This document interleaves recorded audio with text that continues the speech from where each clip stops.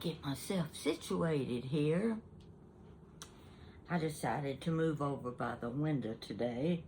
I get awfully tired of sitting on the couch and over by the dining table. I don't have many places I can situate myself for my videos. So anyway, today I'm by the window.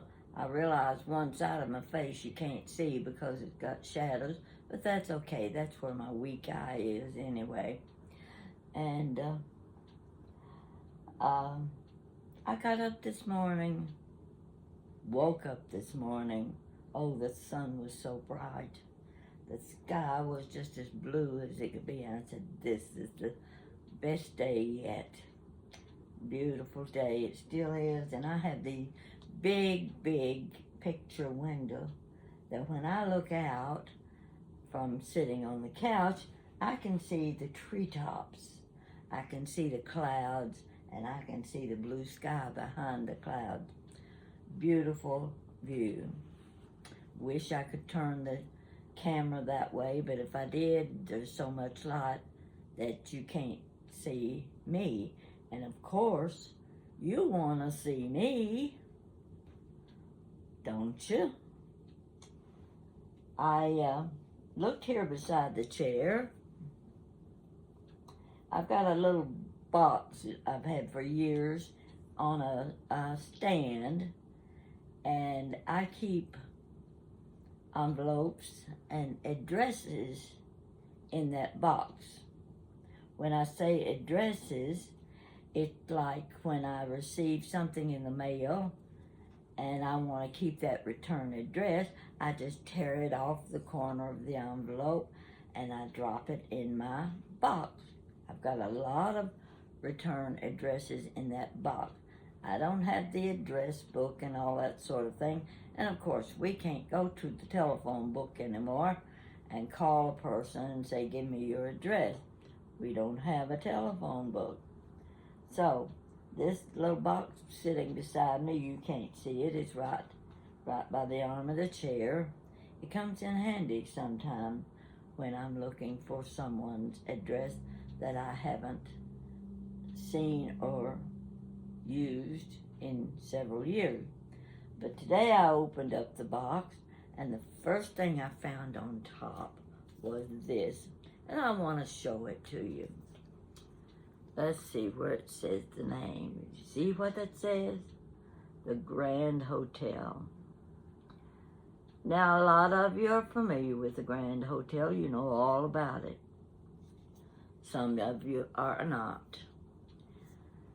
I've been there 3 times. It is one of the grandest places I've ever been. Now, one of the reasons I wanted to go to the Grand Hotel the first time I went was because I had seen the movie Somewhere in Time with Christopher Reeves and Jane Seymour.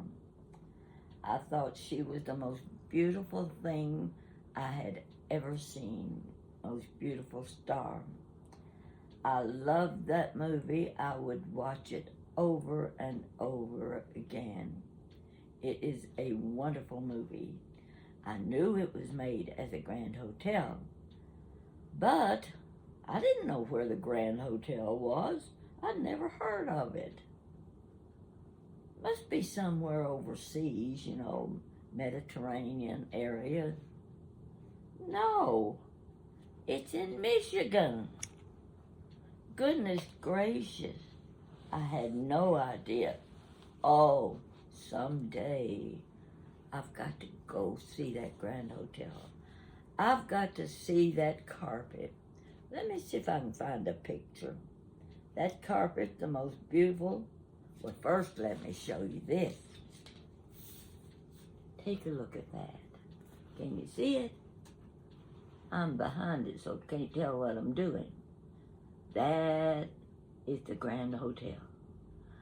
I sat in a rocking chair on that porch and looked out at the bay. Oh my, what a delight. One of the things in life I never dreamed I'd ever get to do. But all along the edge of that porch were red geraniums. There was not a bad petal on a single flower. They kept them perfect.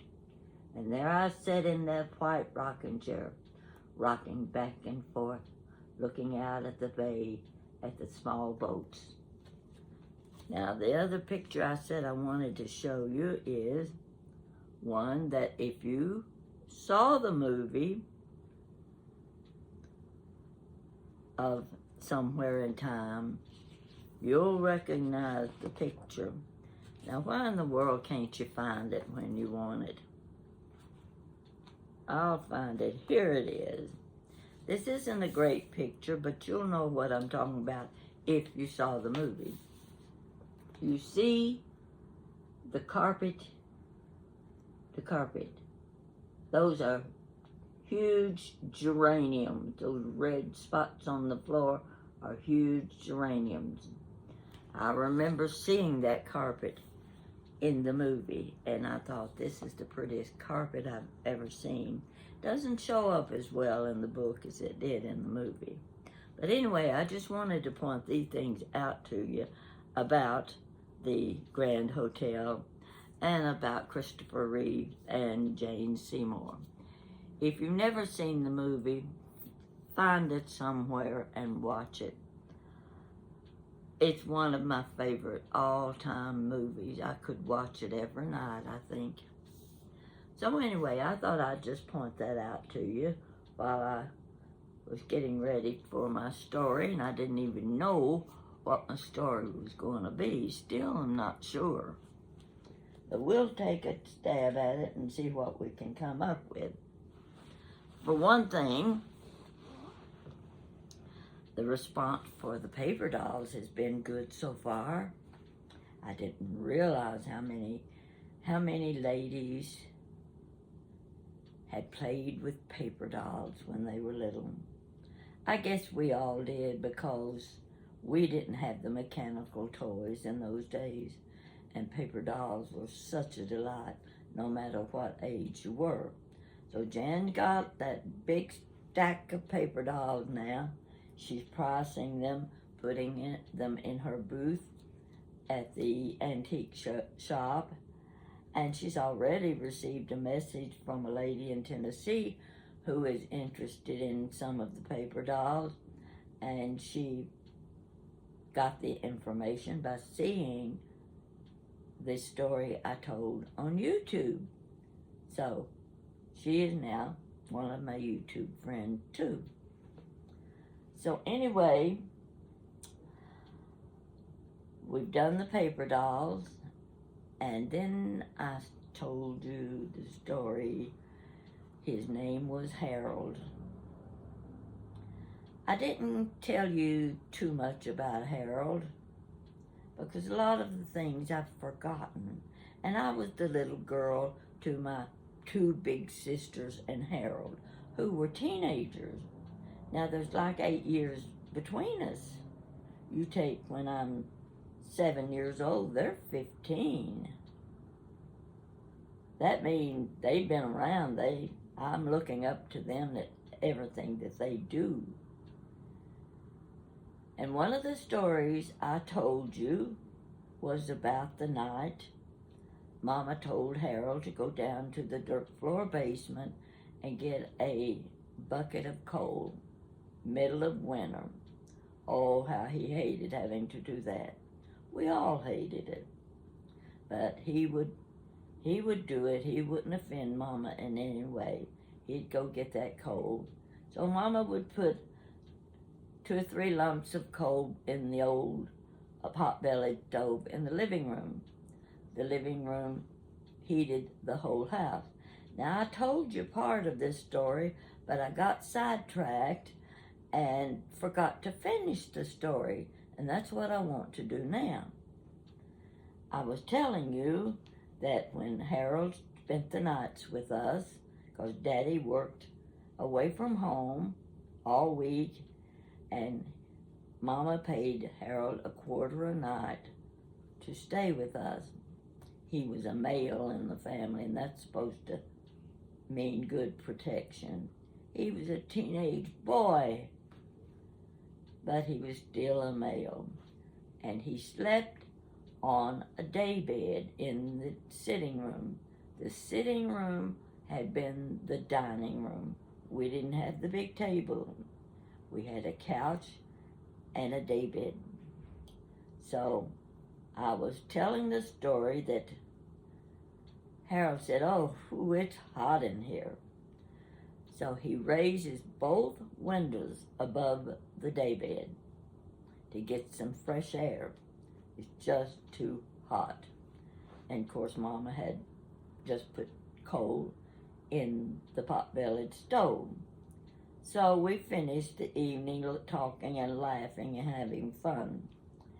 And it's bedtime. 10 o'clock, everybody in bed. Well, we all go to our separate bedrooms, and Harold is going to sleep on the daybed under the windows. It's the middle of the night. Mama hears the strangest sound. And golly, it's cold in here. Colder than usual. Of course, when the fire goes down, you don't add more coal in the middle of the night. You let the fire go down for safety purposes, and the house gets cold.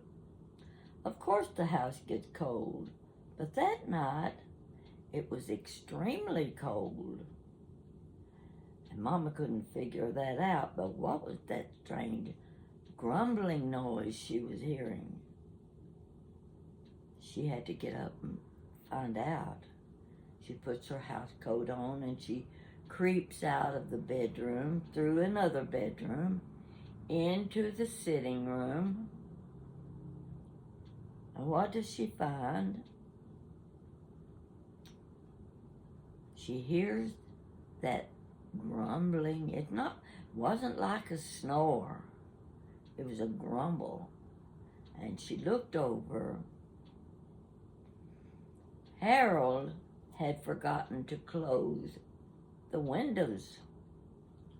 His bed was right under the window, and it was as cold as if you were outside in the snow.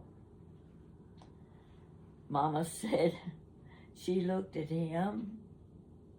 All he had was one little blanket. Lying there on that daybed, he looked like a mealy bug, all curled up, trying to get warm, and he was grumbling in his sleep. She said she felt so sorry for him. He didn't remember to close the windows, and when he went to sleep, he didn't know to close the windows. He didn't even know the window was open. But there he lay, like a little mealy bug on the daybed. That was one of the things that we used to tease him about, and we would laugh. And there were so many little things that took place in our house, and with Harold, with his family. He could tell the best stories ever was. And of course, he was a prankster, no question about it. He and Jeanette and Benna May went everywhere together when they weren't at school. Mama would give them money now and then and let them go downtown to the local Hippodrome Theater for afternoon movie. Sometimes when the movie was over and they got out, it was dark, getting dark. So the theater's about a half mile from where we lived. They had to walk, and the girls, of course, were scared in the dark. They were scaredy cats anyway. So they walk down the street, they're talking and laughing, and they get to the corner of a block where the lumber yard was. You know what lumber yards look like, the great big lumber yards with stacks and stacks of lumber. There's some of them that 10 feet high.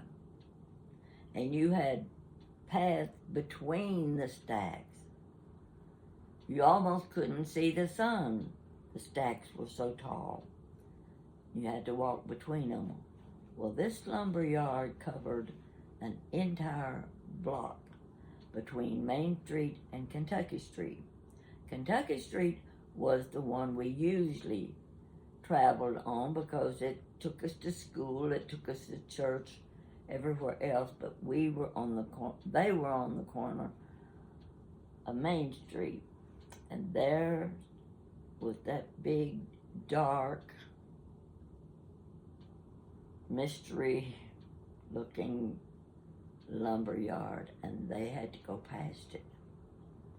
They had to walk on the sidewalk right by that lumber yard.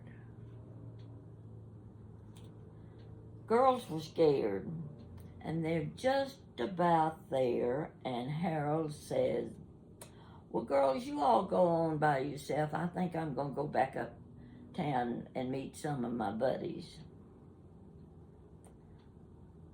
That wasn't the right thing to say.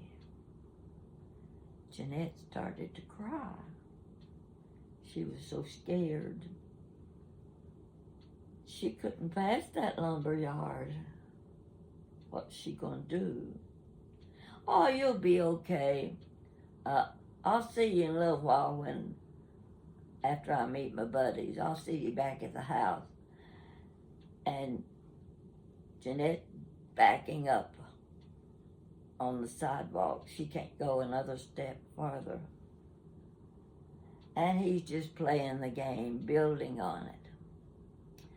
And of course, Benna May was about ready to smack him in the side of the head. But she scared too. She just didn't want to admit it. Just think of what could happen if somebody was hiding in that lumber yard. What would they do? There was no other way to get home. They had to go by the lumber yard. Harold's still just rambling on and on. "Everything's going to be fine. You just go on ahead and I'll catch up with you later." And Jeanette got the tears. She just can't. And she's so mad at him. She's so mad at him. She could take one of those planks in that lumber yard and whip him over the head with it if she could get her hands on one. Well, he played the game and they played the game, and they inched their way toward the lumber yard. And Harold is walking backwards toward town, just talking, like nothing was wrong. Well, he knew time to call a halt to his little game. He turns around and he says, "Oh, I've changed my mind. I don't think I'll go back to town. I'll meet up with my friends later. Come on, let's go." That was one of those times when Harold's life was in danger. He knew he was in trouble, pulling another prank on my sisters. But you know, it's funny about the little things you do when you're young, the teenage things, and how you want to play jokes on your friends or your sisters, your brothers, whatever, and oh, how much fun it is, what a life you get out of it. You always remember those things. And today, we can talk about the things like that Harold would do and just die laughing. It was so funny, so funny. That was Harold. So many stories like that you could tell. So I just wanted to throw that in with the story I told you yesterday. I just wanted to tell you what a good guy he really was. And when he graduated from high school, couldn't get a job around the small town. I don't know how he managed to end up in New Jersey. But he got a job in New Jersey, and like I said, it may have been a year, 2 years later before we saw him again. And he would come knocking on Mama's door. And the first thing he would say when she opened that door, he just looked at her and he said, "I come to tell you about my operation." Well, that always made Mama laugh, because the neighborhood ladies, anytime they got together and you said, "What's been going on with you?" "Well, let me tell you about my operation." That's the way life was in those days. Some of you are familiar with what I'm saying. You had mothers and grandmothers and aunts and neighbors that did the same thing. That's what they talked about, is their physical condition, the medicine, you know the story. So there was Harold. Okay, he was visiting back home. And every time he came back, it might be months, it might be years in between each visit, but one of the first things he did was knock on my mother's door. And that first time, he had a good story for my sister Wanda and me. He was teaching dancing lessons in New Jersey. Oh my gosh.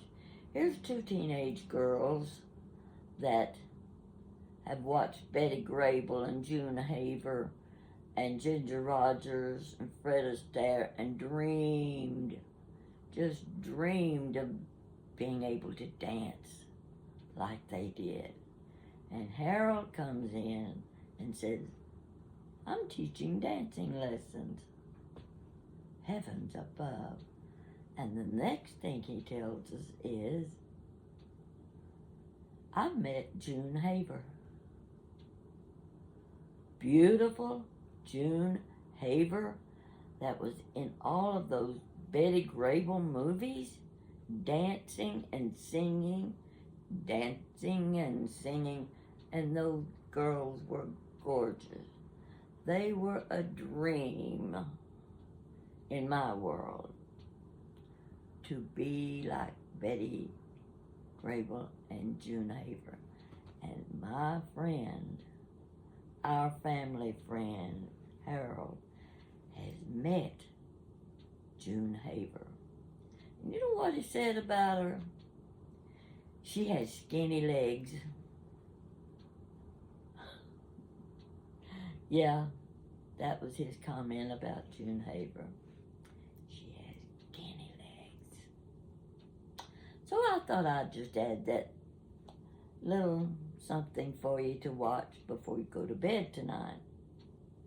Maybe you'll get a laugh out of it. Maybe you won't.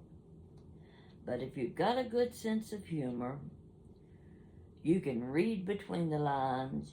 You can see the humor in the teenage actions of boys and girls, the things they say, the things they do, and the things we remember having done. Those are put in our book of memories. So, I know you've got the same memories yourself. You remember the things you did, your best friend did, your brother or your sister did, and they make terrific conversation pieces. You can sit around and laugh and even cry a little. Yes, those laughing tears are the best, very best. So, just because I needed something to do before going in the kitchen and try to find something to eat, I thought I'd give you a few minutes of my time. And I hope this side of my face looks good, because this side of my face is shaded. So don't look too close. But you have a good day. And I'm glad you joined me today.